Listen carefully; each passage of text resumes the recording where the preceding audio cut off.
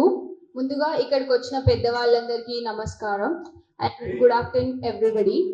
So ఈరోజు మనం అందరం ఇక్కడ రౌండ్ టేబుల్ పెట్టుకోవడానికి మెయిన్ రీజన్ ఏంటి అంటే, సో గ్రూప్ 1లో 1:100 రేషియోలో మెయిన్స్కి క్యాండిడేట్స్ని సెలెక్ట్ చేయాలి అనే దాని గురించి మనం ఇక్కడ కలిసాం ఈరోజు.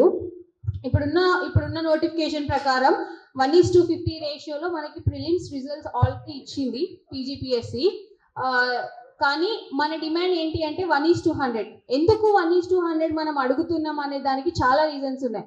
ముందుగా మనం తీసుకున్న ఈ గ్రూప్ 1 ఎగ్జామ్ ఆల్రెడీ ఇప్పటికీ మనం 2 times రాసాము. 2 times ఫర్ కొన్ని రీజన్స్ వల్ల క్యాన్సిల్ అయింది and 3rd time prelims results అనేవి బయటకు వచ్చినాయి. అయితే ఈ 3rd time రాసిన ప్రిలిమ్స్లో క్యాండిడేట్స్ అయిన సెలెక్ట్ అయిన క్యాండిడేట్స్ ముందుగా 2 times రాసి క్యాండిడేట్స్ అయిన ఈసారి సెలెక్ట్ అవ్వలేదు. సో మోస్ట్లీ చాలా మంది ఓన్లీ గ్రూప్ 1కి ప్రిపేర్ అయిన క్యాండిడేట్స్ సెలెక్ట్ కాలేకపోయినారు. సో ఇక్కడ 2 times జరిగిన తప్పిదం ప్యూర్లీ గవర్నమెంట్ మిస్టేక్. కాబట్టి ఇక్కడ మనం 1:100 అడగడంలో ఖచ్చితంగా న్యాయం ఉంది. ఎందుకంటే సీరియస్ ఆస్పిరెంట్స్ చాలా నష్టపోయిండ్రు. ఇక్కడ మనం అడిగేది కేవలం ఆపర్చునిటీ మాత్రమే.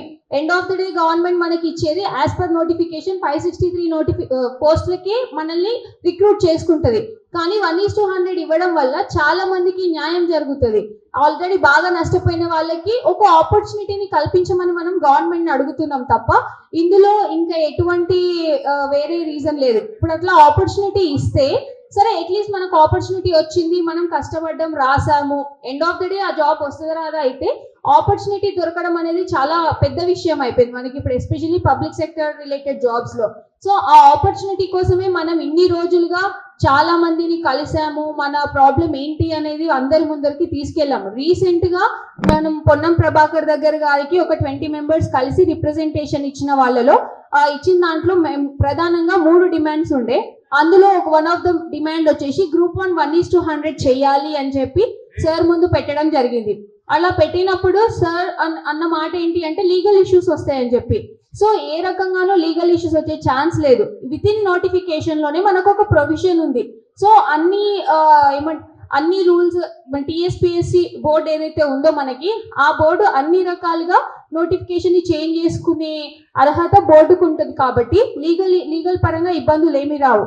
అయితే గవర్నమెంట్ సైడ్ నుంచి సార్ మాట్లాడింది ఏంటి అని అంటే, ఇప్పుడు ఆల్రెడీ 1:50లో ఉన్న వాళ్ళు, సో 1:50లో సెలెక్ట్ అయిన క్యాండిడేట్స్ రేపు కోర్ట్ని అప్రోచ్ అవుతారు. 1:100 సెలెక్ట్ చేస్తే మేము లాస్ అవుతున్నాము అన్నట్లు కోర్ట్ని అప్రోచ్ అవుతారు. కాబట్టి ఆ ఒక్క విషయంలోనే మేము 1:100 తీసుకోవడానికి ఆలోచిస్తున్నామని చెప్పారు.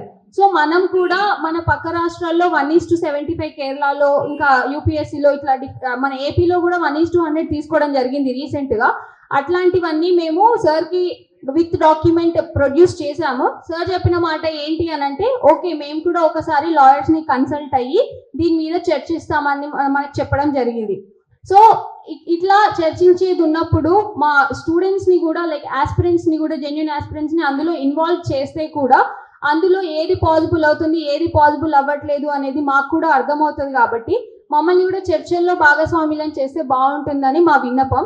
సో సేమ్ టైం ఇట్లా 1:100 చేస్తే చాలా మందికి న్యాయం జరుగుతుంది అనే ఉద్దేశంతో మేము 1:100 చేయాలి అని డిమాండ్ చేస్తున్నాము. సో దయచేసి గవర్నమెంట్ యాక్చువల్గా ఈరోజు గ్రూప్ 2 పోస్ట్పోన్ గురించి కూడా జస్ట్ ఒక 1 hour బ్యాక్కి మనకు ఒక నోట్ రావడం జరిగింది.